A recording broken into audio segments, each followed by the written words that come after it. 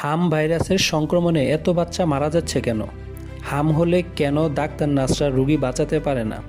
চলেন সহজভাবে জেনে নেই কেন হাম ভাইরাসের সংক্রমণে মানুষ মারা যাচ্ছে। হাম হচ্ছে একটি ভাইরাসজনিত রোগ।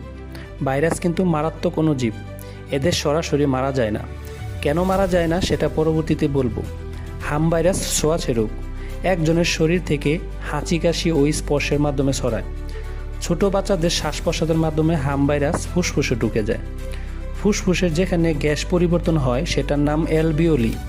হাম ভাইরাস সেই অ্যালভিওলিতে সংক্রমণ করে নিউমোনিয়া করে ফেলে, ফলে বাচ্চা শ্বাসকষ্টে মারা যায়।